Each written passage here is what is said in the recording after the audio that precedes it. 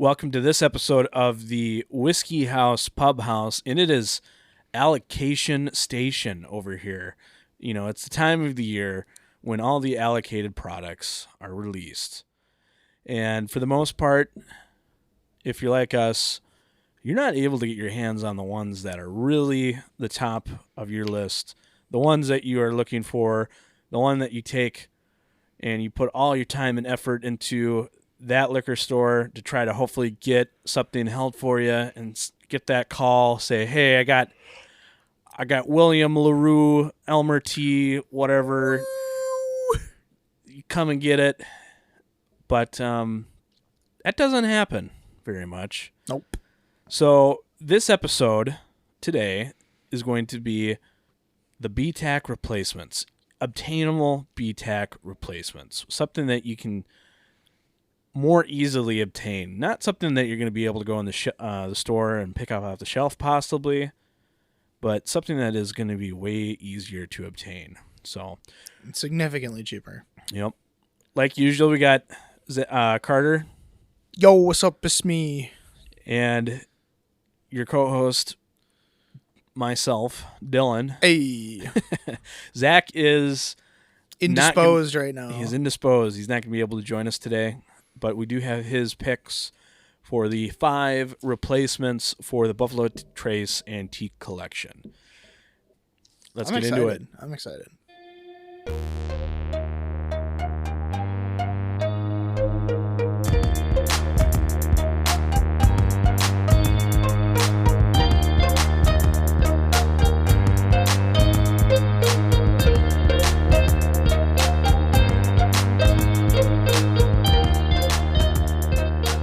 So I think what we'll do is we'll start with one of us, go through this list, kind of talk about why we chose this. And I don't think, at least for me, this might be slightly different from like a 1-to-1 replacement. Mine's not a 1-to-1 either. Yeah. I just find that these are good. These are really good. They're just good, accessible products that you can find.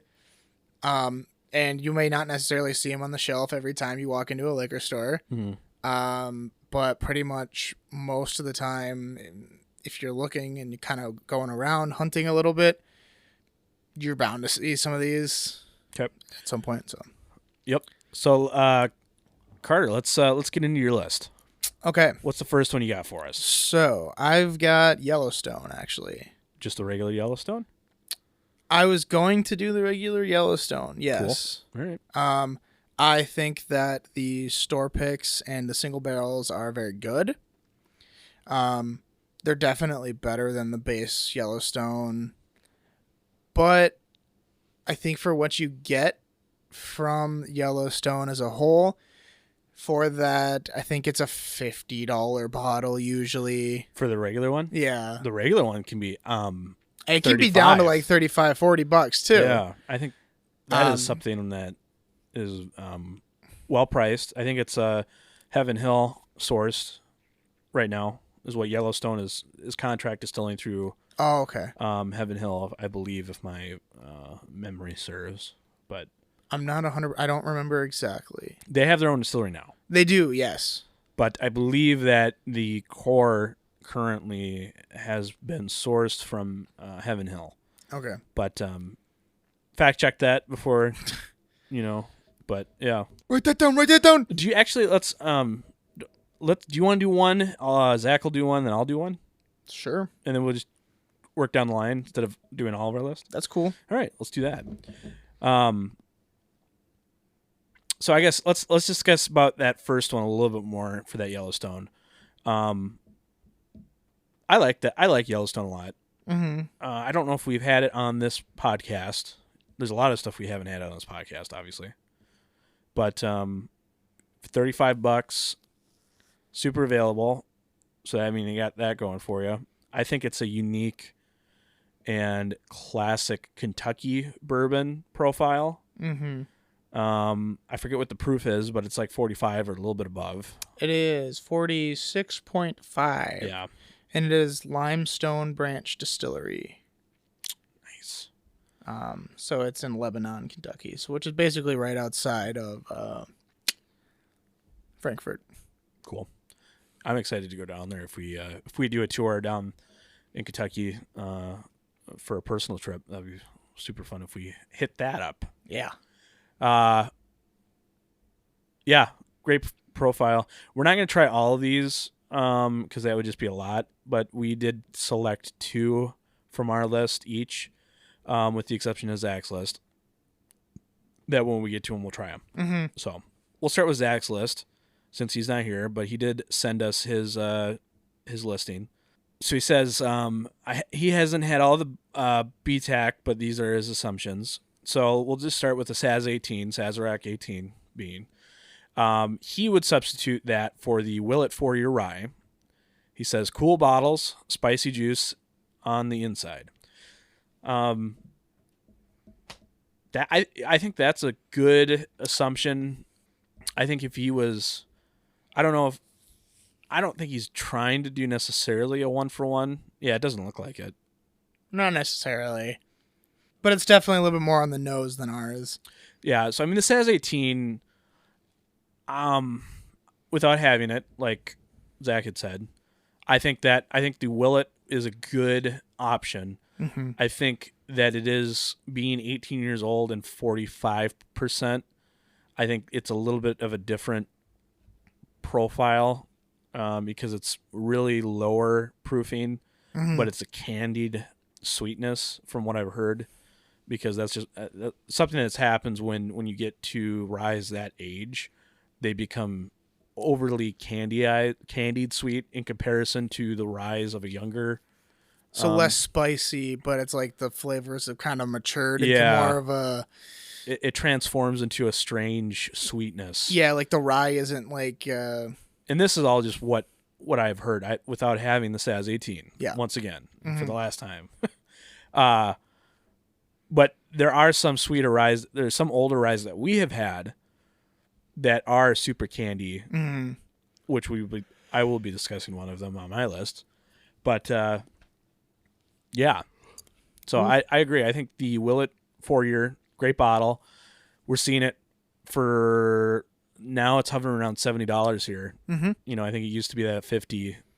It's jumped up a lot lately, which is unfortunate. But so those are the green foil tops. The green foil tops. Yeah, you got to kind of watch them because the purple ones are bourbon, but I've seen a couple. I feel like I've seen a couple that almost look identical. Yeah, but the labels are different, so you kind of have to read those labels a little bit. I haven't had a bourbon, the cast strength Willet bourbons. I've only had the pot still one. Yeah, which is okay. It's okay. Yeah. So that was Zach's list. My list, and mine's not in a particular order like Zach's is. So mine, I would say, something that I would probably replace one of those bourbons with. So, you got George T. Stagg and William Larue. So you got high, cask strength bourbons. Those are older. So that's something that it's going to be harder to find is cask strength that are also older stuff. But my first one that I would add into my replacement list would be a Booker's bourbon. Okay. That would have been, I thought. It's not a Buffalo Trace profile, but I don't think that's the point of these. Is like these are replacements. No, yeah. That are just solid, really good. That in some cases may be as good, if not a little bit better, depending on your desired preference. Yeah. But I think I would add a Booker's to it. Kentucky Tea batch just released here, which we actually have one of them. Have you tried it? We have 03. We don't have 04. Oh, right. Yeah, the 3 is the Kentucky Tea, I think, right? I think so. The red one. I'm looking at it. Yeah, I think that one's the Kentucky Tea. I think that's Kentucky Tea. Yeah. I have tried it. It's pretty good. It's pretty good. I had just purchased 2 of those. Mm-hmm. And I had a Booker's Teresa's batch. It's like 2019. I don't remember what, if it was 3 or 4. I think it was either 3. It might have been 3, but from 2019. That one only had about 1/8 left in the bottle, and that one it had gotten to a point where it was just magical. for a Booker's for me. The Teresa's batch? Yeah. You know, it was like an eighth of the way, you know, eighth empty. So just a little bit, but it was like oxidized enough, or, you know, it just had opened up to something that was super well rounded. And I preferred it to the freshly opened Kentucky tea batch. Huh. But I can't wait to see how that develops later Yeah. on. But yeah, so I mean, that's for like $100, $80 to $100. You can find Booker's, and yeah, you're not going to be able to go to like every store and find one. But No. here's the thing: you have no shot at getting a BTAC. No. These are Way easier to obtain. I mean, I know personally, I think pretty much every liquor store that I've been to, like if I'm looking for something specifically, or we're just going around hunting for just seeing what people have I almost always see at least a couple Bookers. Yeah, for sure. Almost always. I mean, even the and I was thinking like you could put a little book on this list for something even more exclusive. I didn't though, because this year's was not a classic bourbon. No, so that was the one thing I did do, is I stuck to bourbons. Mm-hmm. And this year's little book was not my thing. No. Some people love it. I didn't buy one for myself this year. But you know what? Like the 2019 and the 2021 edition of the Bookers, those Bookers shot above the regular editions. The little books? Yes. Yeah. So, I mean, you could easily put one of those on there. You're not going to, obviously not going to find a 2019 or 2021, but some of the times those little books are just super nice. Mm-hmm. So either one of those, either get a little book that you would enjoy, or I think just one of the normal editions of Bookers of those years are going to be easy enough to obtain that you're just going to enjoy them. Yeah, they're always solid. Yeah. So Pretty much always solid. All right, let's go back to yours. You should select one, so that one that we have that we're going to try, so we can get something in our glass. Like, I want to drink something. Okay, well, I'm going to go with my not as favorite one. So I'm going to go with the Old Elk Wheated Bourbon. All right, let's try some of that. I'm not a huge wheated fan. Oh, yeah, cork. Whatever. But, as I was saying, not a huge wheated fan. Yeah. They are definitely... There's hitters and there's misses. Yeah. They hit and they miss with a lot of the wheated, is what I found. Yeah. Okay. And just, I find this to be, I think this was $70. Okay. I think I don't know if it was I this don't know one. if it's this one. I think there's some weeded ones that are more expensive. Yeah. I don't think it's this one. I don't know if it's this one or if it's the other one that we have on the shelf, which I think that one's a straight bourbon. I think that one's... Well, you have the blended straight bourbons. That one I don't think is expensive either. Okay. Well, then this one might be, I think, maybe 50, 60. I'll do you a favor. I'll look it up. But going on I just find this to be the best wheated bourbon that I've had. And this is even coming from now owning a couple of the Wellers, or 3 of the Wellers. This is 60 to 66-ish. Okay, yeah. Not bad price. Yeah, 45%. Age stated on the back of on the bottle. It actually says it's 5 years old. Nice. Ooh. It's soft. It's nice. I mean... the thing that I love about this more than I normally do with wheated bourbons is I think it's got a lot more flavor.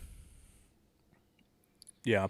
I find Weller to be a little bland sometimes. Oh, really? Okay. 107 is the exception, just because it is that higher proof. That's the only thing I was going to say. But I think for this Old Elk, if you can find, like, when you find them, I mean, they're pretty easy to find, but I think it's a good option. Yeah. No, I would agree. Yeah, I mean, I think similarly as far as weededs go. You know, I've said it before. I think, whereas I've tried to find Maker's Marks that I really enjoy, and I haven't found one. The only weeded one that I'm that I really enjoy is the Weller 107. Unfortunately for me, because I mean those are hard to find. Yeah. I think I had William Larue Weller, and that's just a good bourbon. I mean, me and you have had William Larue Weller. Yeah. I think that was a 2019 William Larue Weller, though. I think you're right. That was really good. Yeah, and that's the thing is like all those BTAC ones are good. It's gonna be good no matter what. Right. It's just the availability again. Exactly. Yeah. So I'm not a huge fan of the Maker's Mark, but I do. This Old Elk is really good. So I don't know if. I mean that's why our lists are different. I think is because I think I would have ones that I would prefer to replace BTACs with, but I do agree that this is a good wheated bourbon that could be preferred even on some of those for people. Mm-hmm. So, yeah, I mean it tastes good. Let's see if we can come up with any flavor notes. Yeah, it's classic vanilla. There's a little bit of corn to it, ironically enough, like a corn. It's kind of like a corn musty kind of. It kind of tastes like a little bit of cornbread. It tastes like cornbread. Yeah, that's what I'm trying to get to. Cornbread. I also find on the back of the tongue, more towards the end of the to the end of the. Why can't I think of the palate? Yeah, end of the palate. It's got a little bit of creaminess to it. Oh yeah, which there's oakiness there still. Mm-hmm. It's present. I do like it. It's strange that I'm picking out a cornbread, even though there's no corn. So obviously that's coming from, it's just like a youthful grain. Yeah. I'm imagining. That's the biggest thing with flavor notes is just recognizing what your brain is telling you. It's like, well, it's getting corn, but why? What does that mean? Yeah. So deductive tasting notes. Mm-hmm. No, I like it. It's pretty good. Yeah, I like it a lot. We'll go to Zach's. Yeah, I'll do his next one. I got it. So he did his George T. Stagg replacement, and that is his an Old Forester 1920. Okay. In Zach's words, he says that it's got dark fruit flavor, high proof, heavy oak influence without overpowering. Which I'm trying to remember. I don't know. I'm pretty sure I've had Old Forester 1920 at some point. I think we had it probably bourbon trials if we did. Mm-hmm. I just don't remember what the proof is on that. If he's saying high proof, I guess it's 114, 115. Okay, decently high. Decently high. I mean, it's not necessarily a Stagg high, but it's still right. Yeah, no, and yeah, dark fruits. You know, the heavy oak influence. I agree. That's only like a 5-6-year-old bourbon, I believe, mm-hmm. which is traditionally Old Forester's kind of MO is slightly younger bourbons, but ones that you don't know that would be right at that 4-year cutoff. Yeah, they're always great. Yeah, no, they're fantastic. The 1920, the old label, if you can find the old label, I recommend getting that over the new one because it could be psychosomatic, but there definitely seems like there's a difference. Between those two, get the old one. But that's $65, I think, too. Yeah. But yeah, the Old Forester 1920 is amazing. Yeah. Pretty much anything Old Forester, almost always is going to be a hit. So, my second one. This would be kind of this is kind of a combination of like a high age statement rye and then like a cask strength rye. So it's like a combination between William Larue or your Saz 18. Saz 18 and the Stagg? No, I can't think of the other cask strength rye from BTAC. Handy? Not Handy. Thomas H. Handy. Yep. Yeah, Handy. Yeah, so this pick for me would be a combination of the Saz 18 and the Thomas H. Handy. Would be one of the Kentucky Owl Rye batches. Okay. You get above 10 years old. It's like 10 to 11. Cask strength, it's like the 114-ish, depending on what the edition you're getting. 3 was really good that we had. 4 was slightly better for us. Yep. That's what I would say is like, that's my recommendation. Like, do you want a Buffalo Trace? If you're willing to spend the kind of money to get a BTAC, you're already talking $100 or more. Yeah. Right? So So why not spend $100 less and get something that's equally as good? Well, I mean, the Kentucky Owl is like $250, I think. Yeah, but it's like when you think about it. If you're someone that found one, chances are it's secondary pricing. Almost always. Right. So I think that's the thought is you can find Kentucky Owl still. The ryes are discontinued, at least for now. Mm-hmm. Dixon Denman said that was going to go away when he left, and we haven't seen another one. Yep. You can still kind of find them. That would be my recommendation is go pick one of those up, hold on to it a little bit, and just savor it. Yeah. Those are awesome. They're so good. And the people that say like they're overpriced, like the bourbons, I agree on some of those are priced more than they probably should be. Yeah. We have a 10 and 11. We have not had those. You have not had those either. At some point we will have them. However, the ryes I stand by, and I completely believe that those for the money, when you're comparing a Saz 18 and a Thomas H. Handy, I would pick, if for my own money, the Kentucky Owl Ryes. Yeah, I totally agree. You know, it's definitely worth the money. Yeah. So they're there. They're that. So that's what I would say. Yeah, that's a good choice. That's a very good choice. For me, my next one, I guess this is kind of my, kind of like what Zach did. So this is kind of my Stagg killer. Okay. Kind of. I did Old Granddad 114. Really? Yeah. You kind of have like a budget oriented list going on. A little bit, yeah. Was that purposeful? Or this is just how you feel as far as like these are the bourbons that I would recommend to people? Honestly, I would recommend these to people. Like, okay. I would just be like, okay, if you're not necessarily into bourbon as much as like me or you or say my dad or whoever it may be, like if you don't avidly search for bourbon, but you just want a decent bourbon to drink, I would recommend one of these 5. Okay. Because each of them has got a different flavor and they got something to bring to the table. Granted, one of them, well, 2 of them are barrel picks, and you're probably not going to see them again, right? Unless you do go to the store and pick them up. But I would assume there would be some sort of similarities to them to some degree. Okay. In a future barreling. I like the Old Granddad 114s. They haven't completely disappeared yet. Nope. I am always worried that they are at some point going to kind of go away or just be, bought up. Mm-hmm. Yeah, I haven't had one in a long time, actually. I should have one again. The Old Granddad, for the proof, for the price that you get, I think they're $35. Yeah, they're not expensive. And it's one of those bottles that I would have no problem mixing with, but I would also have no problem drinking it straight every day. Right. Yeah. Yeah, no, definitely. Have you had the other Old Granddads, like the Bottled and Bond? I have the Bottled and Bond, yeah. What do you think about that? It's definitely good. I'm not sure if I love it as much as the Old Granddad 114. That's kind of what my question was going to be. I think in some ways I prefer the Bottled and Bond over the 114. It comes in a liter, and it's not as hot. Sometimes I find the 114 is overly hot as far as the alcohol. Like for mixing or for just drinking straight? Yeah, okay. Just drinking straight.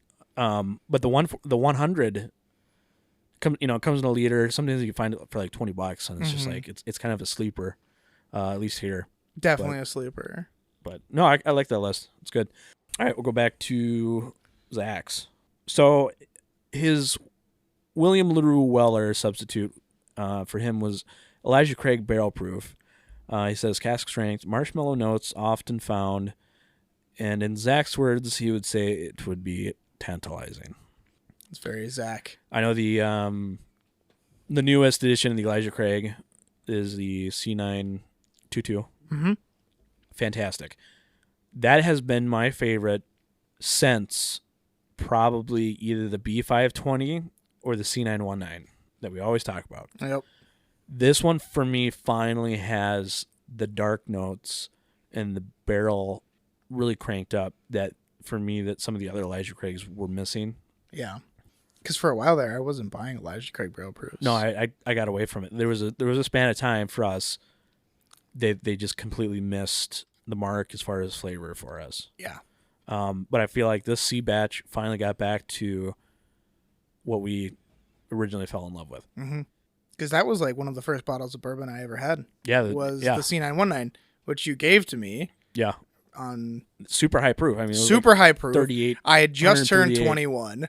First bottle of bourbon I basically have ever had, and Dylan gives me this a 12-year-old cask strength 136 proof bourbon that like knock you on your butt. Yeah, and I'm just like, okay, this is amazing though. Yeah, like it's so good. It was so good. I still have a third of the bottle left. Nice. And man, for that at the time, $70. Even now, you could probably. I think somebody recently was trying to find one. Yeah, we were. It's like $120. They're expensive now. Yeah, but still, $120 for that. Where are you going to get a 12-year-old cask strength product? It's true. For that cheap. Yeah, tell me where. Nowhere. It's a good deal when you think about it. I cannot think of a readily available upon release. Like there's a are you going to be able to go to the store every time and find barrel proof? No, that's not what we're saying. However, if you know they released and you check them, you will find them very frequently. Yeah, you usually are able to get at least one bottle. I could go to a couple stores right now, and I would have like an 80% chance of running into them. Yeah. So if you know the timing, you can get your hands on them. They're available. Yeah. I don't know of any other cask strength bourbons with that age statement that are as available at this point. Mm-hmm. So, and I each love that batch one. is the barrel proof is just each batch is very different. Yep. And that's also kind of it's fun. Find a reviewer that you trust, and then just see what he thinks about that edition, and roll with it. Yep. So my next one, and we're actually going to be able to try this one, Woo! is Calumet Farms, the 14 to the 16, and obviously the 15. Okay. This to me, if I was actually trying to replace one of the BTAC lines, I think this could be similar enough to the Eagle Rare 101 17. Okay. Maybe next year they'll release a 17. They've been releasing age stated, increasing in one increment every year for a while now. What we have before us is the 14 that we're going to try, and but I think this might be a good alternative. So let's get this. Let's get it. Yeah, the Calumet 14. This is. Ooh, it definitely has much more of an alcohol nose on it. Well, this is 48%, 48.1, Okay, or so terribly high. 96.2. 14 years old. This is Barton 1792 juice. I have not had the 15. I have not had the 16. This is the only one I've purchased. I see them every once in a while, and I'm always curious to buy them, and I don't know enough to pull the trigger. They're a little expensive. Yeah. I should say they're a little expensive to take a risk on. Yeah. However, I do think that these are. I should take that. The 16 is getting a lot more publicity. Yeah. Of recent. That would probably be the one I would get, but I think they're like $150, $160. So a decent contender for a replacement. Yeah. Let's try it. It's a good note. It's a very grape note. And strawberry. Definitely fruit. Very fruit forward on the nose. Yeah, oak on the nose too. I like it. It's good nose. That's good nose, yeah. All right. Nothing to dislike about it. Kind of gives it. It's like reminiscent of strawberry soda. Yeah, there is definitely fruit on the palate. it kind of ends with a little bit of pepperiness. Yep. The alcohol burn is not present. It does not burn in any way. I think this, I'd be interested in trying the other two older ones, but Yeah. I do think this would probably be good It is very good. replacement. Yeah. So that's what I would recommend. And Tasting and personally, I'm not a huge fan of 1790. I like 1792, but I meant Eagle Rare and normal Eagle Rare. Right. But I don't. I'm trying to remember. Have I had the BTAC Eagle Rare? I haven't. I've never seen it. I don't think I have. Not even down in Kentucky. I mean, I saw a bottle, but I never actually got to try it. Yeah. But I think that this is a much better flavor profile. Okay. Yeah, I mean, and you can find the 16. You know, go to a decent whiskey store, pick it up, $160. That would be a good replacement in my mind. Yeah, no, I agree. All right, Carter, give us another one. Dang, that's good. Give us one that we don't have to immediately drink. Oh, well, I was gonna give you one that we'd have to immediately drink. All right, well. Well, no. I'll do my next one. Okay. So kind of in the same vein as Zach with his what was it? His Larue. I'm going Elijah Craig Barrel Proof. No surprise. So just Any addition change, or do you have a specific one in mind? not really. I think the whole line of the barrel proofs are usually pretty solid. And then after, like, once it was like C919, and then through that, I think it was probably like a year or so. We like the B520. They were all good up until like a year ago. Yeah, they were. I bought all of them up until I think 22. Yeah, and then there were ones that. And they stopped doing their stopped. age statement. Nope. No, I thought they did. No, that was I completely speculated on that. So no, so they are still age stated.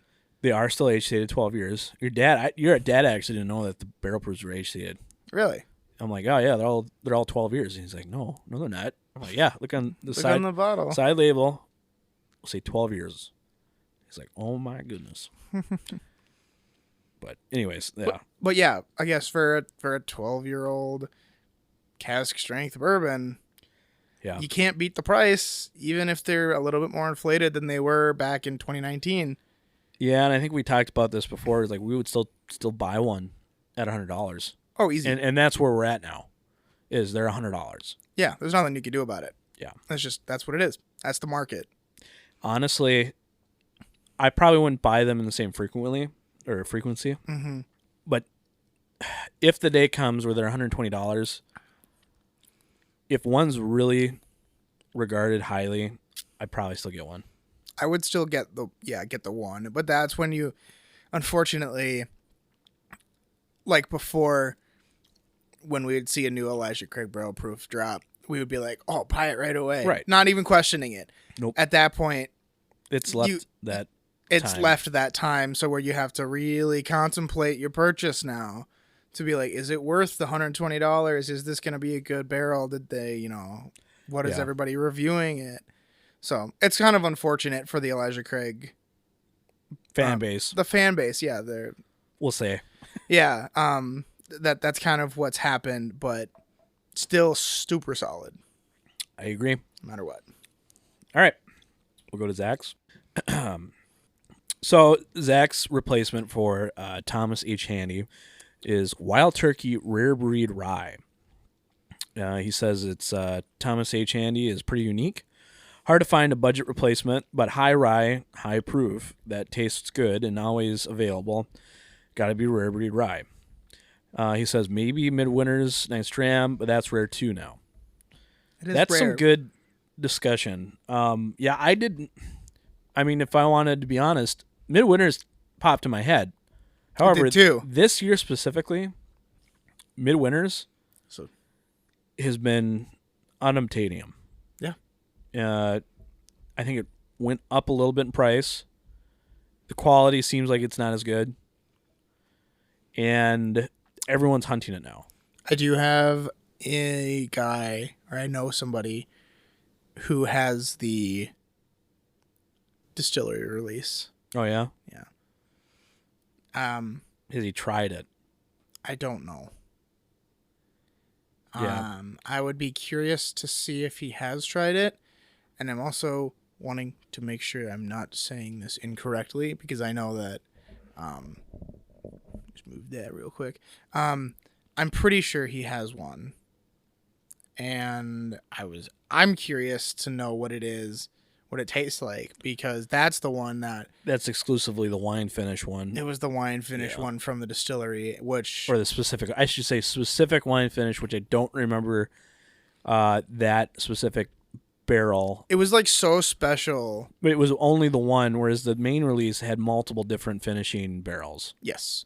And they were like, this is so much better that they only released it in the distillery. Yeah. I watched a Bourbon Junkies video on that, and they did not. The one really liked it, but upon trying some of the other ones, and maybe an older one, if my memory is correct, they didn't stand up as well. But he still really liked it, and I don't think there's a reason without having this year's one, but it's gonna be good. Pretty It's much. still gonna be good. Yeah. The problem is, it just seems like it's not. They seem like they're changing every year. Well, I think they're also because Dramatically. they were going. I think when we started buying them. Yeah, they were already was mixing sourced. their own juice. Yeah, most of it was. We got the Act 8 8. scene. It doesn't matter. The scene's just the bottling run. Okay, but we got Act. Yeah, we have scene Act 8. 8. Act 8. Act 8. Yep. Excuse me, I had it backwards. And that was phenomenal. Yeah. No. Amazing. I That bought was- 2. You bought one of them. So good. I was sad that when I finished it. That is, I said Kentucky Owl was like my favorite. That is so stupidly good. It's so sweet, but not too sweet No. to the point where it's like candy. Did we say it was like drinking the best Manhattan you could imagine? Yeah, it was like a barreled Manhattan, but it was just rye. Yeah. It was delicious. No, it was dumb. And then I have a C9 And it's from really last year. good. It's really but good. not- But the fact of the matter is that C8 we paid $100 for. Right. That I think was $150. And The scene 8 or the 9 you're talking the 9. about? Okay, the 9 was 150. Yeah. Okay. I just don't think it holds up. Which I find is the new theme. I think there's an episode that we will discuss limiteds. Yeah. I think there's definitely enough there to have an episode on its own discussing limited editions and how it's changed over the few years, for sure. But even comparing them to standard editions. Like what? Yeah. Yeah. But that's in its own episode. It's its own thing. We probably should continue to the next one. Yeah. Is that yours? Your turn? Or do we do Zach's? That was Zach, So so, it's my now it's turn. yours. All right. I'm excited for my next one. Me so. too. Let's do... Well, yeah, we'll just talk about this one. I also had Elijah Craig barrel proof in there because it's... Why wouldn't it be in there? Exactly. We've said this so many times. It's in there. We're not going to really discuss it anymore. No. We've gone over it 3 times now. Yep. Worth money. Yep. Go get it. Highly recommend. Big money. Your turn. Okay, here's the one that I'm the most excited about. This is my newest. This is the newest bottle to my shared collection. We've got the Tumbling Dice. I am not exactly sure what the distillery is. It says that it's still in Indiana, but it's bottled and aged and something in Kentucky. Yeah, I think it says Deadwood presents Tumbling Dice. It might be MGP. It might not be. Somebody told me it's not, but I'm not sure. because we know the mash bill. Mm-hmm. I don't think it was a Kentucky or a Indiana mash bill. Let's pour it. Yeah. What was the mash bill on that? Oh, no. I think it says that on the back. Let's see. We got 36% rye, a 60% corn, and a 4% barley. And it does say it is sourced small batch. 60 corn. Yeah. That's an MGP mash bill. Okay. Yeah. So, 6 years old, cask strength, 59 point something, single barrel pick from Ace Spirits. Yes. It says it's bottled by Proof and Wood Ventures in Stanford, Kentucky. Yeah. So I Never wonder, heard of that place. I wonder how long it's spending in Indiana. Yeah, I don't know if If it's fully aged in Indiana or if it's, I mean, they're not that far apart, but no. On the nose, cherry sweetness. Pretty generic bourbon flavor smell. Vanilla and caramel, a little bit of oak on the nose. Now, the palate is what I love on this. It's like a brown sugar, cherry, allspice, cinnamon. Did I say cinnamon? Nope. That's Vanilla. the 115 proof really does kind of kick you in the teeth a little bit. It's got a little bit of maybe an apple sweetness. I don't know if it's an apple sweetness, but there's a fruit juice sweetness to it. I really enjoy it. I would almost say it's got the acidity of pineapple juice. Okay.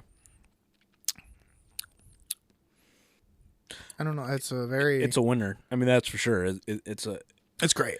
I think you and your dad were saying it was like $60, 65. Yeah, about that. Just the way that it, I don't know, the way that it hits your tongue, and it's got such a good, nice, creamy aftertaste, and it's sometimes it's kind of hard to find something like that. Even though it being MGP mash bill, that kind of stuff, it still hits. Yeah, no, I agree. You and I were discussing this a little bit before. A solid option for a replacement rare bottle is essentially another rare bottle. However, a store pick. Mm-hmm. Go find a store pick, and chances are that bottle is going to be as good as far as the quality and the level of interesting flavors. And you're never going to get it again unless you buy two. Yeah, but once it's sold out, it's sold out. Yeah, and I think that's the thing I love about these store picks that I feel like have been happening more and more, is that especially when you're going to these reputable stores, that know how to pick a barrel, they're picking really good stuff no matter what it is, right. And it's going to be good. Yeah, and the pricing can be really affordable. Yeah, or not even affordable. They're really well priced. Yeah. Cask strength bourbon that tastes as good as this for $65 is amazing. That's great, yeah.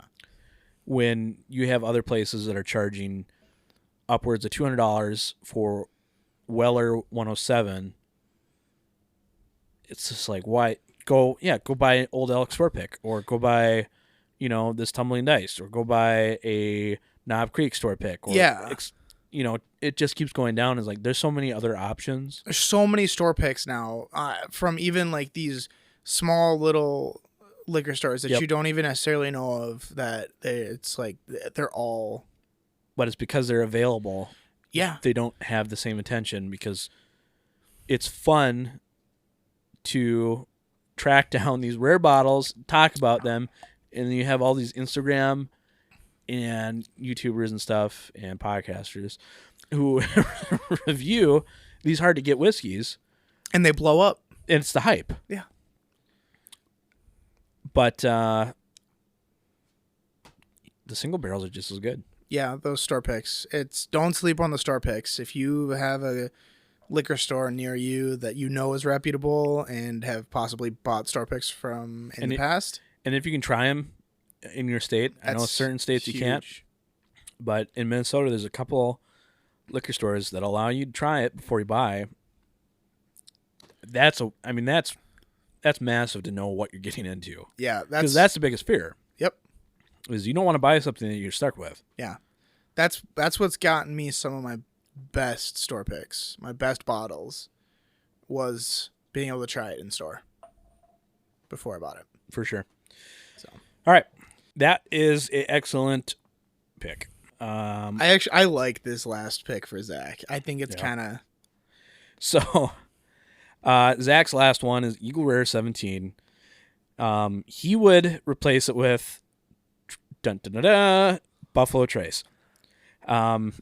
He says, I believe Buffalo Trace is finally out of the rare category and into the uncommon one. He says, similar juice, obviously lacking depth, and the flavors should be the same, but the flavors should be the same. So he's saying, go get regular Buffalo Trace. It's good. It is. It's good. It's good juice. It's the only thing I will say that I have extras, so it's not like I'm out. Yeah. But I haven't come across one, at least in the last 6 to 7 months. Yeah, they're a little bit more difficult to find. So I do agree that they're not, well, I guess at least they're uncommon. I would still think they're probably rare. Yeah. So, but the whole point of this is easily available compared to BTAC. So yeah, it's definitely that is still easily to obtain compared to BTAC. Yeah, I mean, even if you're looking for a secondary, you can find it on secondary, sometimes decently priced. Right. Like even those online shops, Cask Cartel, stupid Cask Cartel, or they're like 50 Reserve Bar, whatever, Drizzy or whatever. Yep. Like all Drizzly, that Drizzly. That being said, if you want to spice it up, store picks of Buffalo Trace. Yeah, the Buffalo Trace store picks are pretty bomb. Yeah, I have 2. Yeah, they're good. They are very good. What I really want to try is the distillery release Buffalo Trace. Okay. Which are the millionth barrels. Yeah.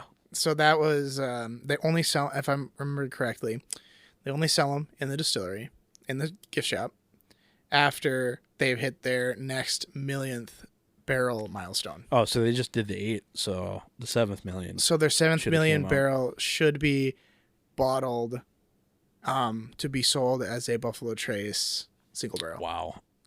That would be cool. Mm-hmm. Well, nice. All right, well, let's go to my last one. If I remember correctly, this last one is pretty good. All right.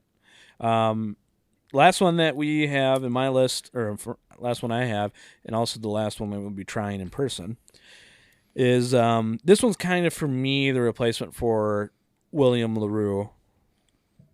I kind of had to think about this a little bit because, not a lot of, I don't like a lot of maker stuff, but you could go get a maker's, I suppose, and substitute what I had picked with a store pick maker's. Or maybe the limited edition ones seem pretty easy to obtain. Those limiteds are pretty easy to find sometimes. Yeah, I found some, but they jacked the prices up. They're kind of expensive. It was dumb. Larceny Barrel Proof is what I put. Okay. I did also do a honorable mention that we'll talk about maybe a little after we try this, but let's pour this. All right. So this is definitely interesting. Yeah. This is the Larceny Barrel Proof Batch A120, 123.2 proof, 61.62%. Very good. This to me is an example of a wheated bourbon barrel proof that's somewhat easily attainable. That's not just your standard Maker's Mark. Yeah. And this can be obtained for $60, $65. Mm-hmm. I found 2 bottles of the newest edition that I got for some friends and family. Nice. I did not get one for myself, and I had not opened it. So this is a little old. This bottle opened up a lot for me from when I first got it. I did really not enjoy it when I first got this. That's what I tended to remember, was that when we tried the Larceny, or when you tried the Larceny, and you had come back to us and you were like, yep, It was okay. Yeah. And I mean, I think we had this on the bourbon trials way back. I'm pretty sure we did. And I still have, I mean, only like a third of this is gone. I know. So I haven't touched it. Yeah, I still enjoy it. To me, it's got that classic Heaven Hill nuttiness to it. Yeah.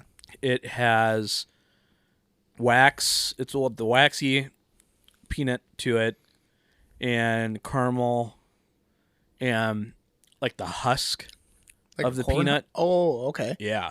So like a peanut with like a shell pop peanut? the shell. Yeah. But it still has the husk on it. And you put it in your mouth. Oh, like the red part of the peanut. Yep. Oh, yeah. I completely get what you mean by that. And this is it's got caramel, vanilla, oak. I like this a lot more than when I first had this. This is actually really good. I honestly completely forgot that Larceny was a wheated bourbon. So did your dad. I was like, why does he have a Larceny? I'm wondering what that's for. And I remember when I first started getting into bourbons, when we did that Heaven Hill sampler. Yeah. Remember that? Yeah.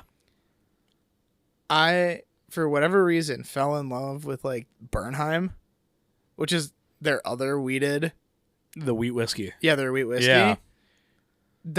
I thought that was like the best thing in the world. I've had it. It doesn't really do a whole lot for me. It's good, but it's not like. Not anymore. Like for me, it's like, it's just not. It's not what I thought. Yeah. Like what it was. Now this though, like the Larceny single barrel proof is like, whoa. Yeah. The nose on it is similar. It's got the caramel, some of that waxy peanut to it. The husk is not there, but it's a good nose all around. It is a very good nose.